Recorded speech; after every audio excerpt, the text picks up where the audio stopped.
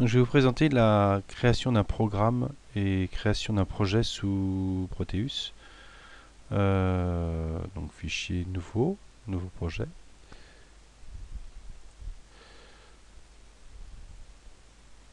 Donc on va réaliser un projet avec un PIC, un microcontrôleur, un 12F ou un 12HC615. Donc projet 12F615. Voilà. Donc on va prendre voilà, on va créer un schéma. On va créer après un circuit imprimé. Là, ça c'est toutes les couches qu'on peut avoir. Pas de firmware, non. Voilà, donc je vais aller chercher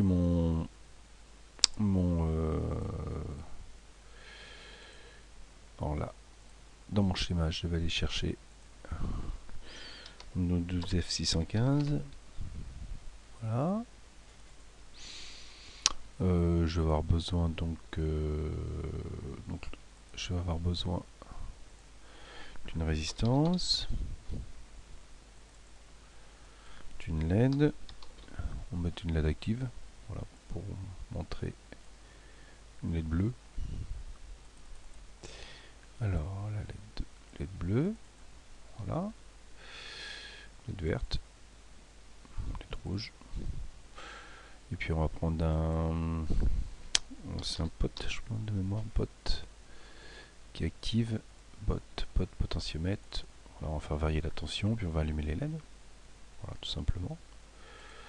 Voilà, donc je mets mon 12F615. Je vais prendre une entrée analogique. Voilà. Je vais le connecter sur l'entrée analogique N0. Et puis je vais allumer la LED bleue, la LED verte, la LED rouge.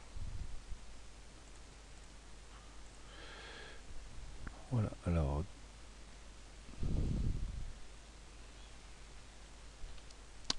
je vais utiliser l'oscillateur interne. Alors pour le 12F615, ce qu'il faut bien faire attention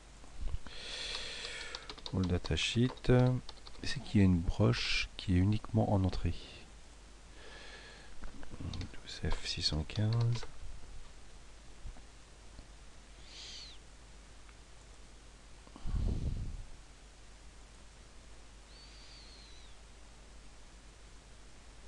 Alors ça peut fonctionner sous Flowcon, mais en réalité ça ne fonctionnera pas. Je sais qu'il y a une broche, une des broches qui est en entrée.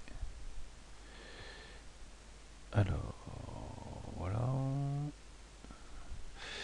c'est GP3. Voilà, GP3 elle est uniquement en entrée. Les autres sont en entrée-sortie. Donc VDD on va l'alimenter en 5 volts, VSS la masse. Ça on va mettre la LED 2, on va prendre une entrée analogique, donc on va prendre la AN0. N0. GP0 c'est une ISP.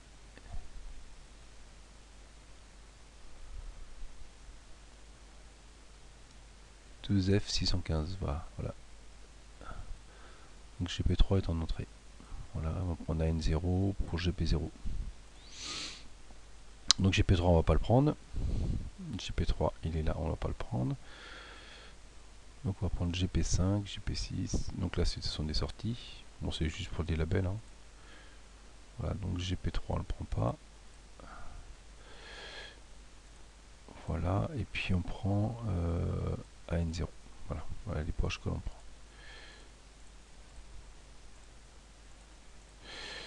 Donc là, ça va être la LED bleue. Là, la LED rouge.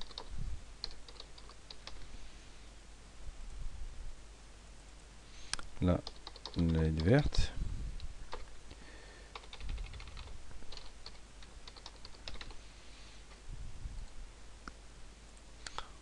On va modifier, on va marquer comme les autres. LED. Voilà. Puis là, on va l'appeler AN0. Entraîne logique 0.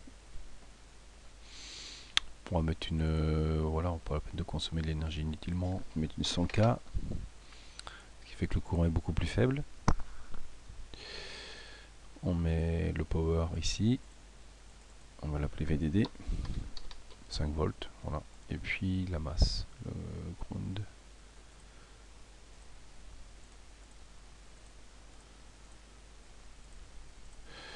Là, on va mettre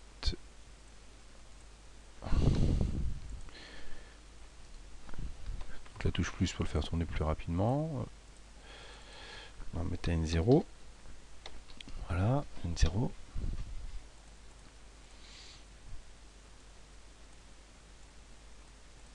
On va mettre les résistances maintenant. Donc on va mettre des résistances de 120 ohms. Ça suffira. Les entrées.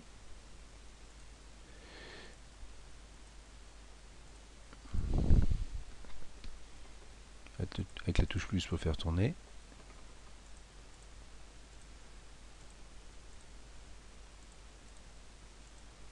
Clic gauche, clic gauche. Clic gauche, clic gauche. Voilà, la masse, le ground, il est où? Voilà.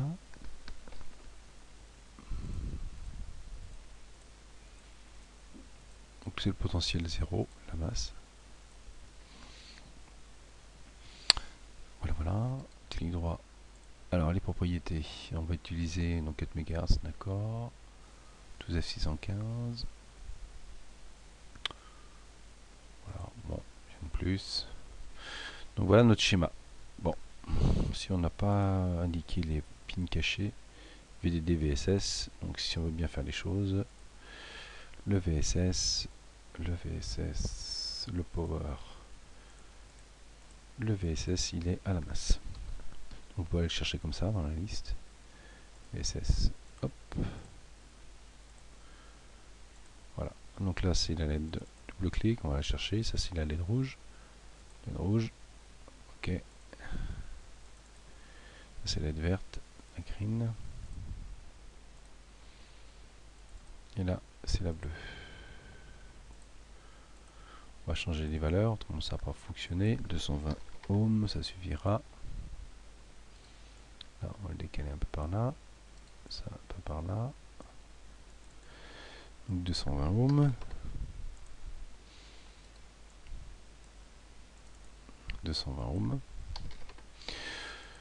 Donc là, la démarche, c'est qu'on va faire varier. Ah, on ne peut pas faire varier ici. On n'a pas de modèle actif. Donc on n'a pas le bon potentiomètre. Donc pot. Est-ce que j'ai un potentiomètre actif? Voilà, il est là. Voilà, on va prendre celui-là. Si je ferme ma simulation. Donc ça veut dire que là, je fais varier mon potentiomètre. Donc, là, il va crier parce qu'il n'y a pas de programme. Si je lance la simulation, là, je fais varier mon potentiomètre. Et puis j'allume les LED alternativement, la bleue, la verte et la rouge. Donc voilà pour le... Donc on va lancer maintenant le flow code.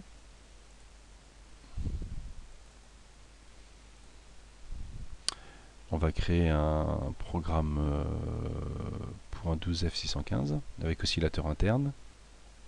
Comme ça, un master clear interne aussi pour remise à zéro du programme.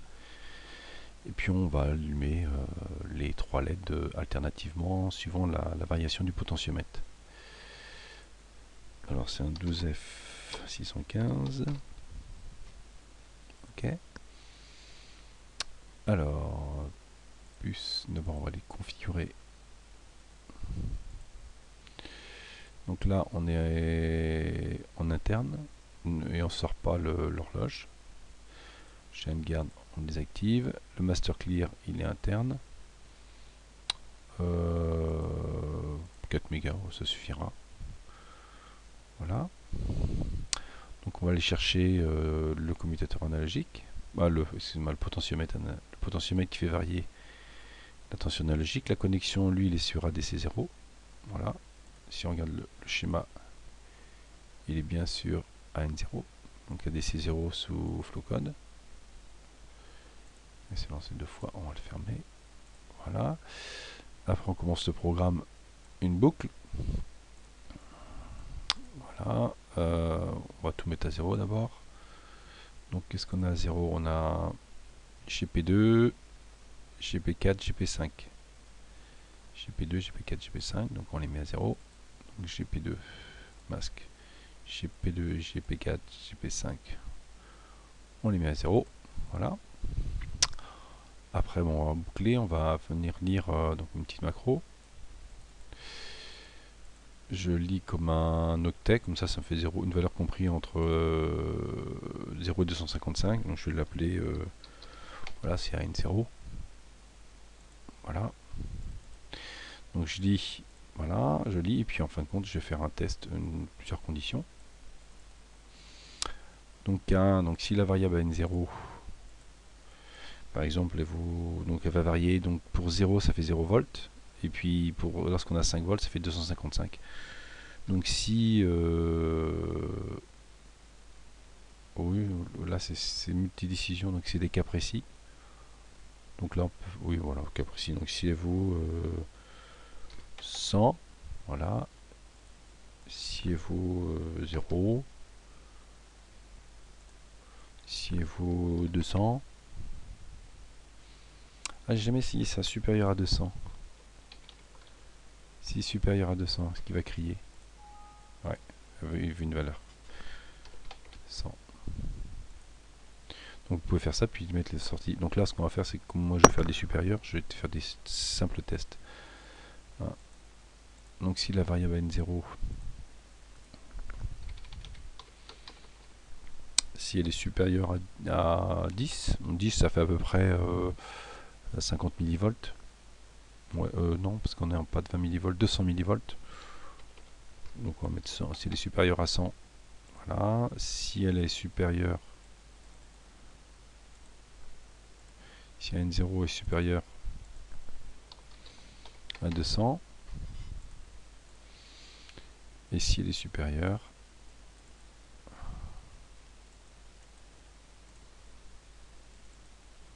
à 250 par exemple. Alors, je peux mettre mes LED aussi.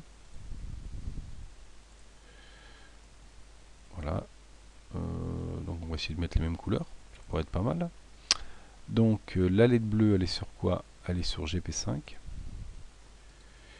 Propriété étendue. Alors, est-ce qu'on peut la changer? LED blue.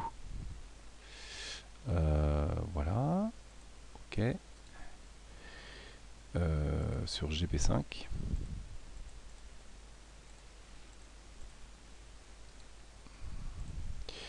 Après, si on regarde la LED verte, elle est sur GP2. Donc LED verte, on va mettre une LED.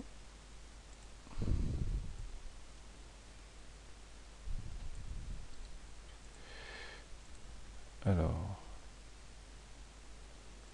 verte. Donc on a dit la verte, elle était sur verte sur GP2.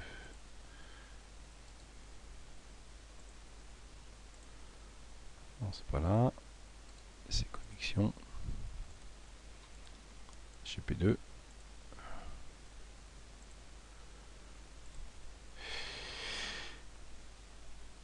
Et la dernière, la rouge, elle est sur GP3. Donc la rouge.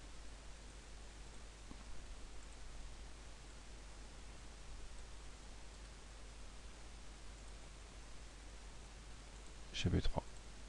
Voilà. Donc on va les allumer. Output. Output. Donc on va allumer par exemple au début, on allume la verte. Alors la verte, elle est où? La verte, elle est sur GP2. Donc on va allumer la 2. On met un 1. Voilà. La 2. Après, si c'est supérieur, on va allumer la verte. Non, la bleue. GP5, après GP4. GP5. GP5. On met un 1. Et la dernière, j'ai déjà oublié. La rouge, donc si c'est vraiment très élevé, c'est GP3.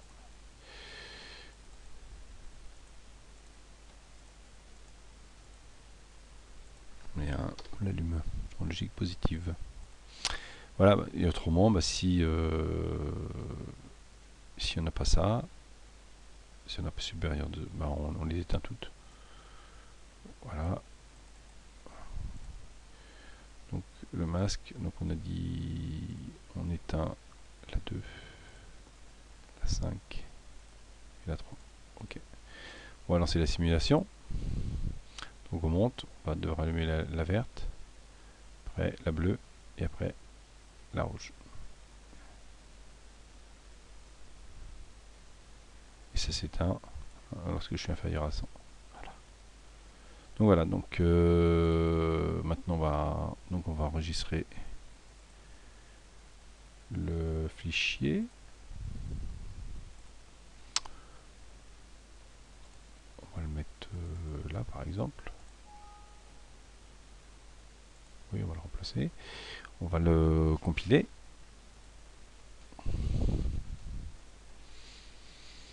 Et on va l'insérer dans le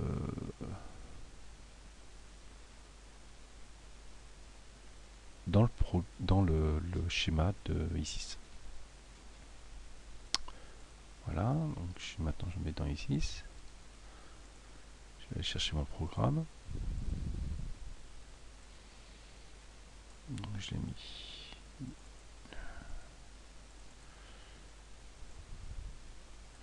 Là, flowcode 1. Ok. Et on lance la simulation. Donc là, si on descend,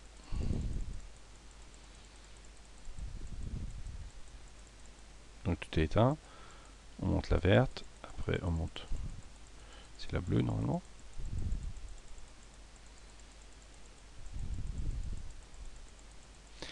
Et ensuite, on aura la rouge.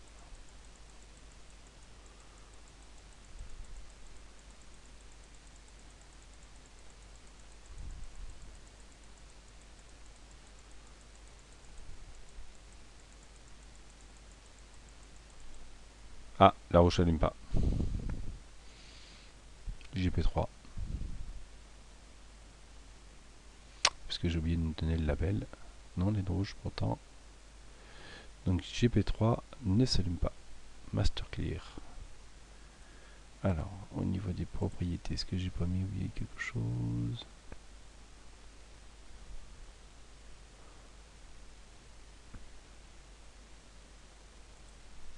Et dans Flowcode, plus configurer.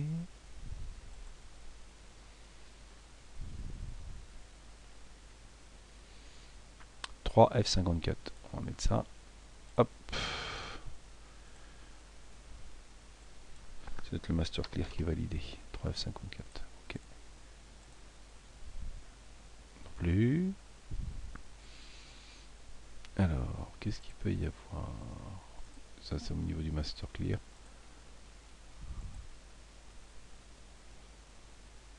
Interne. Pourtant, il est interne.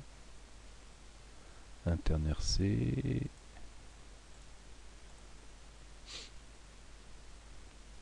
On va essayer ça. Autrement, on va prendre une autre pinuche. Hein. Qu'est-ce qu'on peut prendre comme pinuche? On peut prendre GP1. On va prendre GP1 à ce moment-là. Oui, bon. Hop. La rouge. Donc là, il y a sûrement un problème avec le master clear. Voilà, on va prendre GP1. Donc GP1, on va changer le programme. GP1, hop.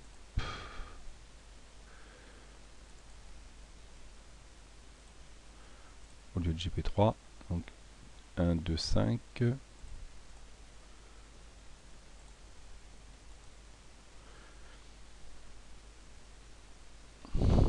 Supérieur à 250, oui, ouais. Ou alors il y a le pied. Si ça marche pas, c'est qu'il y a un problème au niveau du.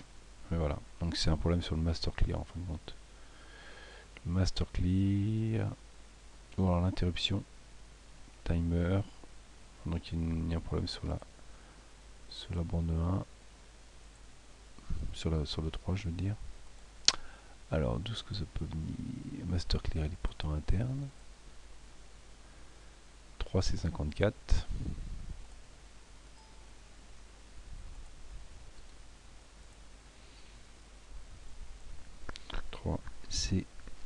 3C 54. Voilà. Donc on y va, on est rouge, on diminue. Alors on pourrait mettre aussi, ça peut être sympa aussi de voir la tension DC voltmètre, la tension que l'on a sur l'entrée analogique.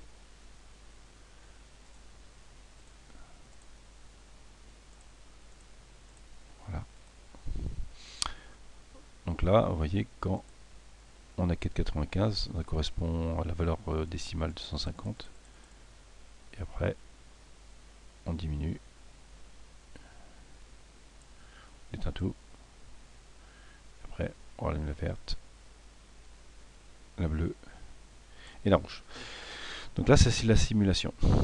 Alors, pour programmer le pic, le microcontrôleur, bien, on utilise, je peux vous montrer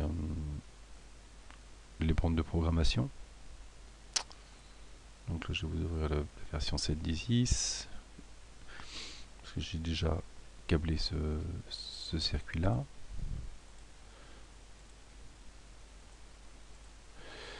Donc on va aller dans les projets de donc la carte Easy Module, les 12F615 ou 675 c'est pareil. Donc là on va prendre le connecteur de programmation. Donc la data est sur A0, le clock il est sur GP1, voilà, et le master clear GP3 sur GP3 parce que j'ai marqué GP0, donc on va prendre celui-là. Édition copier dans ce projet là, donc édition coller. Ah, il veut pas copier, édition copier, donc on peut pas copier dans la version 8 apparemment. Édition coller, non. On va refaire le connecteur alors. Donc c'est un 6 broches, le connecteur PIC-Kit 2, 6 broches 1, 2, 3, 4, 5, 6. Alors, qu'est-ce qu'il y a en conceal connecteur?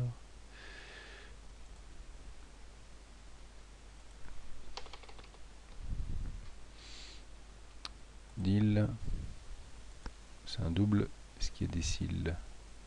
Cils, et nous c'est un 6 pour le programmateur de PIC-Kit, de PIC-Kit 2. Voilà. Donc le 1 c'est sur GP3 MCLR. On va le tourner miroir Y. Donc GP3, on va lui mettre une broche. GP3, GP3. On va l'appeler GP3 toujours. Voilà. Oh, MCLR. MCLR. Donc ça c'est le master clear. Donc on va aller chercher GP3, GP3 MCLR. Alors on va l'appeler PIC Kit 2. Ça c'est pour le connecteur de programmation. Ensuite on a le VDD. Donc là, hop, on met un peu worse, on met un label, hein, c'est pareil. VDD. Voilà. Ensuite, on a la masse en 3. Le ground.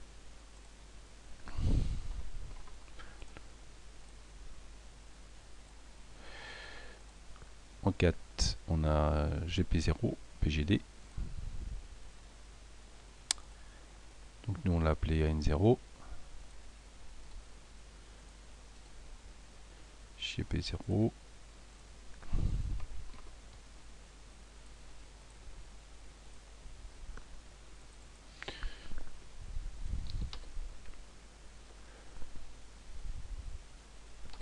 Donc on va l'appeler comment?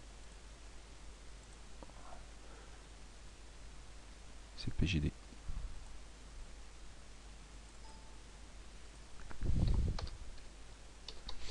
Là, ça c'est la data du programme. Donc bien sûr, là, il faut changer. AN0 PGD. OK. Et puis là, on change aussi AN0 PGD. La data. Après, on en a un autre et un autre. Le 6, souvent, il n'est pas obligatoire. Et ben là, il n'est pas mis. GP1, PGC. Donc celui-là, on va prendre ça.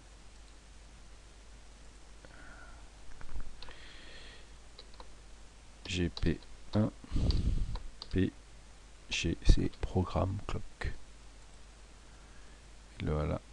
Eh bien, et là, ce qu'on va faire, pour éviter de changer, donc le, on va le connecter ici, donc il est sur la LED rouge. Hop, on va le connecter là. Ça, on va pas changer les labels de la LED rouge.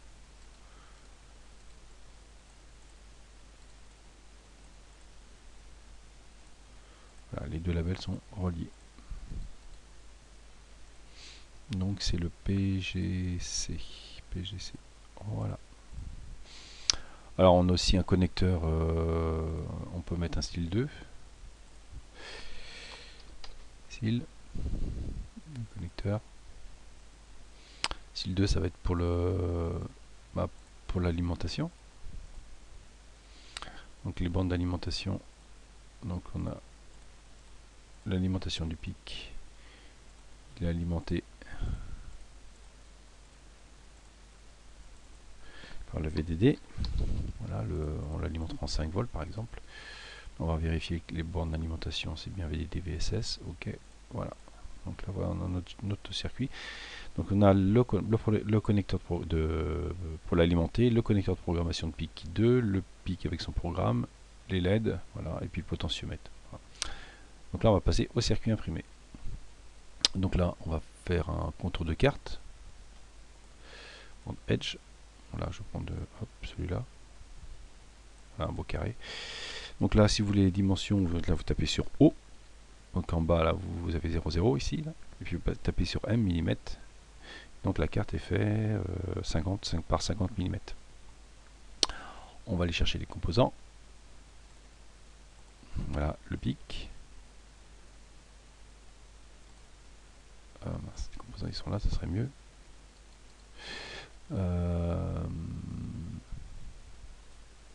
Ah, il n'y a pas de package pour la LED bleue. Donc pas de package. Pour EV1, il n'y a pas de package. Donc on va aller chercher des packages. Les empreintes. Donc là, hop, on va regarder ce qu'il y a comme package. Alors déjà, ce qui est intéressant, c'est de regarder comment sont nommés les pins du symbole. Donc ça dépend des versions. Donc là, on va la vérifier. On prend le symbole, on le décompose. On clique sur la Porsche, elle s'appelle A, anode, et puis cathode. Ok, donc là il faut des empreintes anode cathode.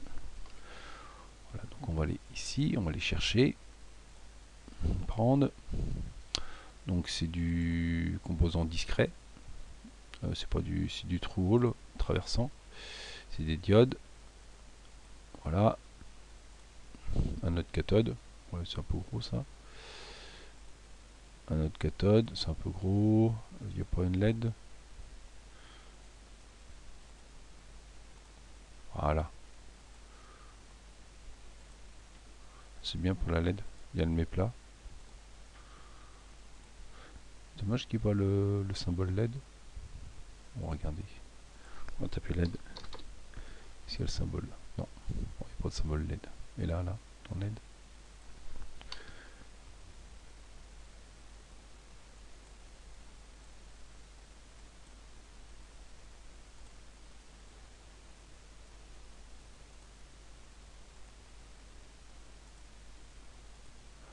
cherche LED. Ah, LED. Voilà. Ah si, c'est le package, c'est LED. Voilà, anode cathode. Donc on va retourner dans le schéma. Clic droit, éditer les propriétés. Donc le package, donc on va l'appeler LED. Voilà. Ok. Là, on l'appelle LED. Alors le package, c'est l'empreinte sous ARES, c'est-à-dire l'empreinte sur laquelle vous allez souder le composant LED. Voilà. Alors on va regarder l'affectation. Alors il y a RV1. Donc là il ne connaît pas RV1. C'est le potentiomètre. Donc pareil, il ne connaît pas. Donc on va le prendre et puis on va le décomposer pour regarder comment ils sont nommés. Généralement c'est 1, 2, 3.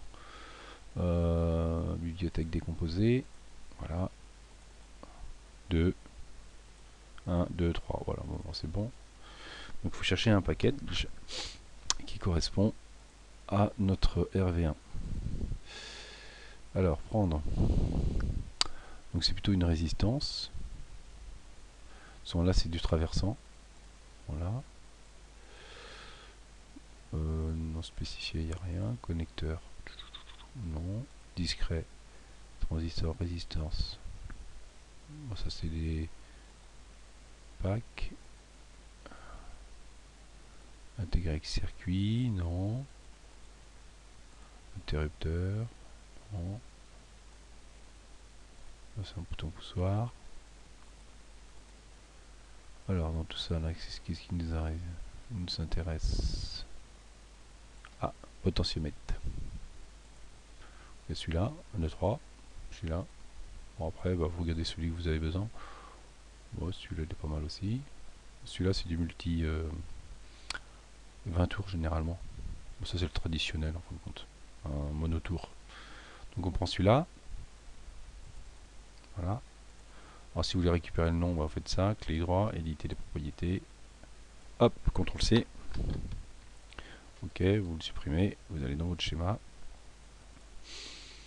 Clic droit, éditer les propriétés. Et puis là, alors il n'y a rien de marqué. Alors vous tapez package égal CTRL V. Voilà. S'il n'est pas marqué dans les propriétés, il faut rajouter.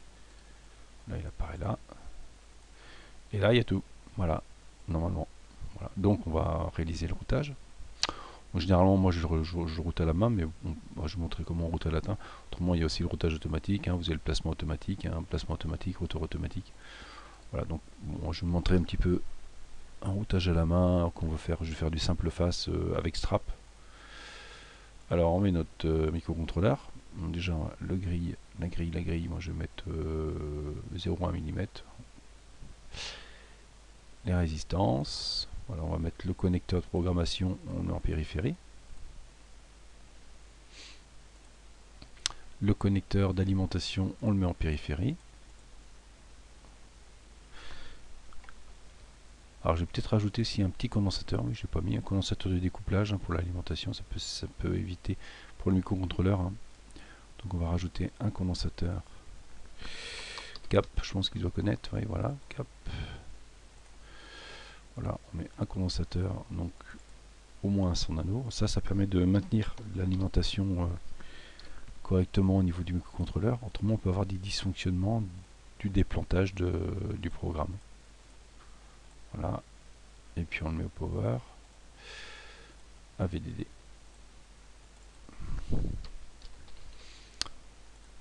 Voilà. Hop. Le condensateur, généralement, on le met au voisinage du microcontrôleur. Vous voyez là, les deux bandes sont là, on va le mettre là. Tac. Les résistances, on les met au voisinage, R1.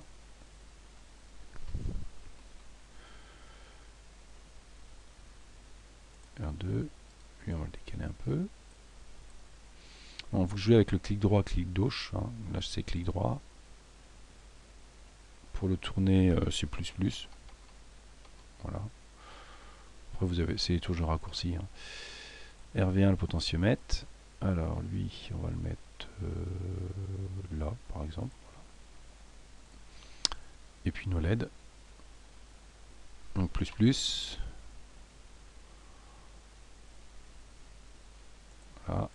float. Donc clic gauche.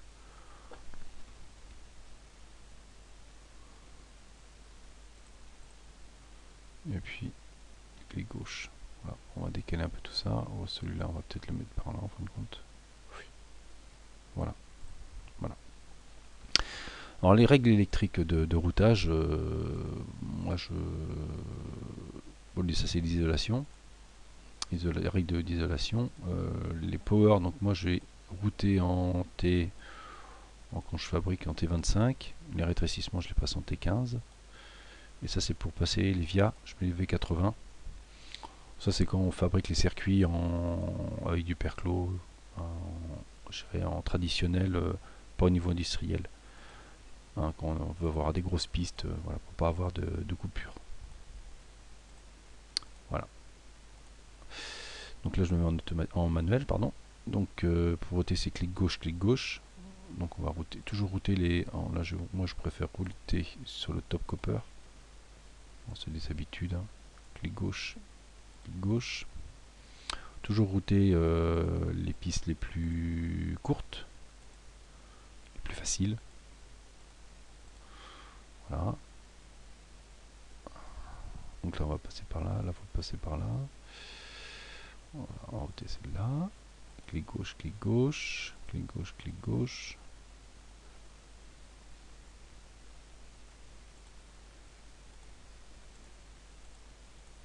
Voilà, ça fait des pistes de 0,8 mm, hein, grosso modo.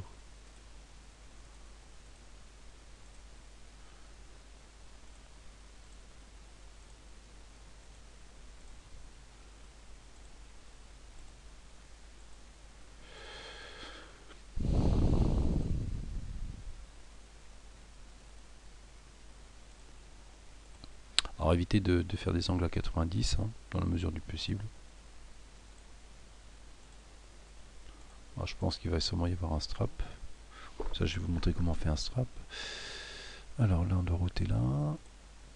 Alors c'est vrai que l'empreinte du circuit intégré, là, il est un peu petit. On pourrait grossir les pastilles. Au niveau de ces pastilles-là. Au niveau industriel, c'est faisable, ça, mais... Donc je pourrais vous montrer comment on fait une empreinte.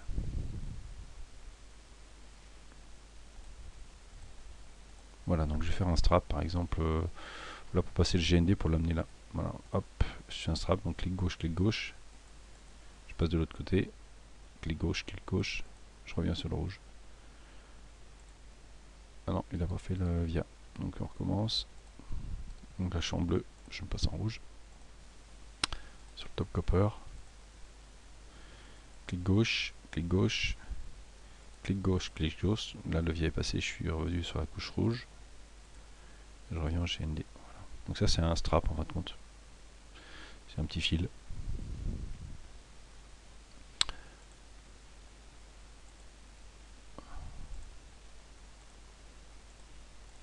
Voilà. Et puis celui-là, on va le passer par là. Et voilà. Donc voilà le circuit. Donc maintenant si vous vous dites, bah voilà, l'empreinte est un peu faible au niveau de... On va changer l'empreinte, là je vais vous montrer comment on peut changer l'empreinte. Vous voyez pas si on peut réaliser cette empreinte là. Au niveau fabrication ça peut être compliqué, je dirais en traditionnel. Hein. Si au niveau industriel il n'y a pas de souci. Donc là on va chercher le composant. Voilà le til 8. Hop, on le décompose. Décomposer. Voilà, et puis on fait clic droit, éditer les propriétés, et puis là on va lui donner une autre empreinte. Voilà, standard deal. Voilà, vous faites ça pour toutes les broches. Et après vous prenez votre composant, bibliothèque, créer package. Là vous l'appelez deal 08 normal, N par exemple. Ok, et puis voilà, il est là. Ce qui fait que, donc là ça vous supprimez ça. Là dans votre empreinte, vous dites que c'est un deal 08N. Vous allez voir que l'empreinte a changé. Oui, maintenant il y a une grosse empreinte ici, une grosse pastille. Donc voilà comment on réalise un schéma sous ISIS. Donc on l'a ici, un circuit imprimé. Et puis après, il n'y a plus qu'à imprimer le circuit imprimé sur un calque, l'insoler sur une plaque photosensible, le révéler dans de l'hydroxyde de sodium, ou révélateur, et puis graver le circuit dans du perchlorure de fer. Et on obtient ce circuit-là. Alors on peut faire aussi un plan de masse, hein, si vous voulez moins saturer votre circuit. Alors pour faire un plan de masse, donc on clique ici, on sélectionne la zone, voilà. On dit qu'on veut le relier au VDD, plan de masse. Ça c'est les frontières. Voilà, puis vous faites OK. Puis voilà, il vous a fait votre plan de masse. Voilà, toutes les broches sont isolées et vous avez un plan de masse, hein, ce qui sature moins votre perchlorure de fer. Voilà. Je vais enregistrer le projet et voilà. Bon courage pour vos travaux.